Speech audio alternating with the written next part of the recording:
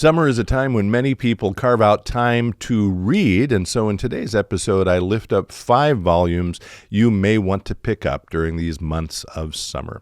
Stay tuned.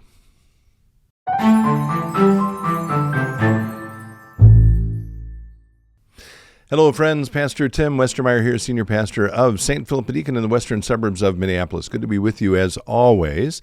We are now in sort of is it getting to be the last half of July? I don't know how that happened. Anyway, summer for me and for many people, I think, is an opportunity to read a bit.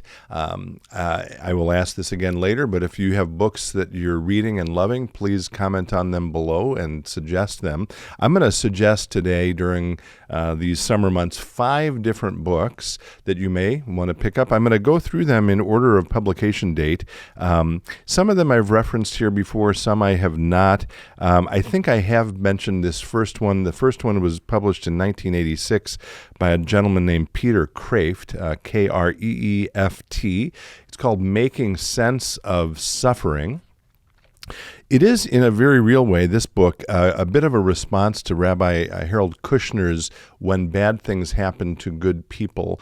I referred to both of those books in a sermon very briefly a few weeks ago, and someone did respond to me that they had found Rabbi Kushner's book, which is very famous, and I don't want to knock it, but they had found that book not particularly helpful in some ways. And I would say Peter Kreeft, in a very respectful way, would say something similar. And so he wrote this book in a very real way as a response to that. And he's a deep thinker. He's deeply connected to the Christian tradition. He's actually a convert to Catholicism now. But it's a really good volume about the sort of pressing question of why does evil happen, or why does evil exist, or, why do bad things happen to good people, which, by the way, that's not the title of Rabbi Kushner's book. It's When Bad Things Happen to Good People. But anyway, that one I would definitely commend to you. If that's a question you've ever struggled with or thought about, Peter Kreeft does a really nice job of sort of walking you through ways to think about it. So that, again, was 1986. 2019, this is from Arthur Brooks. He actually spoke at Faith and Life 2 or 3 years ago, and his talk was actually based on this book. It's Love Your Enemies, How Decent People Can Save America from the Culture of Contempt. I would point you to that Faith and Life event. Unfortunately, and totally within his rights, Mr. Brooks let us keep that talk up for a short period of time, but then we were contractually obligated to take it down, which I totally understand, and again, makes sense.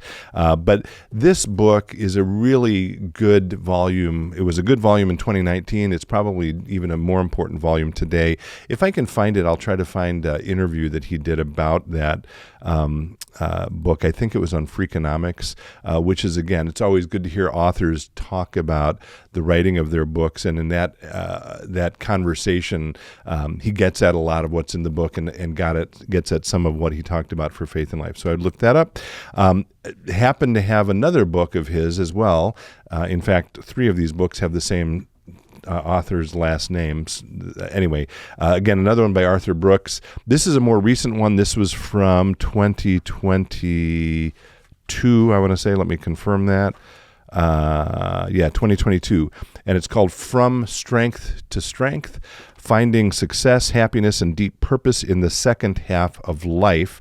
At the risk of being a spoiler alert, I'll tell you, in his own conclusion, he summarizes everything he's written about in the book with these 7 words: use things, love people, worship the divine. Use things, love people, worship the divine. I just finished this, actually. I'd had a number of people have commented to me about this book. I found it to be very thoughtful and reflective. And actually, it's interesting.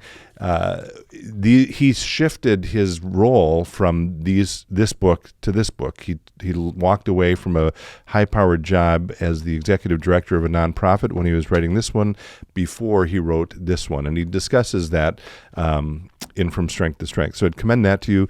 Another Brooks, this one is David Brooks, unrelated to Arthur, although they're always confused as cousins or brothers, but they're not. They're unrelated. I think they respect each other. But this one I have talked about how to know a person, the art of seeing others deeply and being deeply seen. I'm actually sort of sitting with this book as we do some planning here at St. Philip Deacon. There's all kinds of good cultural information about it, and also individual personal connectivity information in it that help us reflect on how do we build community, how do we get to know other people, how do we disclose something about who we are in a way that'll allow other people to get to know me in some helpful ways. And I will just lift up one question he asks as an interesting conversation starter.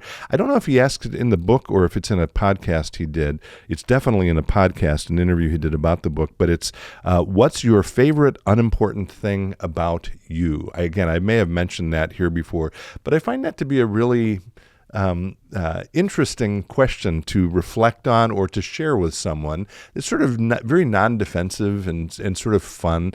In the podcast I'm thinking of, and again, we'll try to link to that. His own personal response to that question is, it turns out I like early Taylor Swift more than late Taylor Swift. So again, totally trivial, unimportant, and yet meaningful to him. So David Brooks, How to Know a Person. And then the last volume I'll mention, and again, I can't remember if I've talked about this one before. This is a volume, this is now 2020, Brooks was 2023, this is 2024, so the most recent of these volumes. It's called Reading Genesis by Marilynne Robinson. Robinson, I'm a huge fan of all of these authors. Robinson is this sort of towering literary figure, though, in my opinion, and the opinion of many people from the 20th and into the 21st century. She's not a theologian by training, but she is deeply steeped in the Christian tradition and knows it inside and out. And she's also just an incredible writer. Most people, if they know her at all, know her from a book called Gilead. She also won a big prize for a book called Housekeeping. This is nonfiction, and she basically summarizes the book of Genesis, which is filled with all these different disparate stories. And I'll just read a little from the Dust Jacket. Marilynne Robinson's Reading Genesis, which includes the full text of the King James Version of the book, is a powerful consideration of the profound meanings and promise of God's enduring covenant with humanity.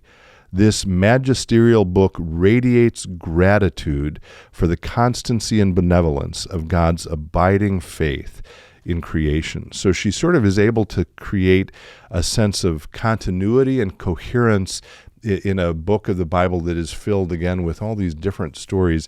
And she's left basically with the consideration that it's fundamentally a book about being grateful to God for all that God does for us. I will try in the link below or in the description below to provide a link for an interview she did, again, about this volume, which I found to be just charming and wonderful and thoughtful. So I've read other things as well, but those are 5 books I would lift up. Again, if you're reading some great stuff this summer, would you please comment on it below or lift it up below? Other people, no doubt, are looking for things to read during these final months of summer, and I'm sure they would appreciate it very much. And I do appreciate your being with me today. And as always, until next time, be well, stay in touch, and God bless.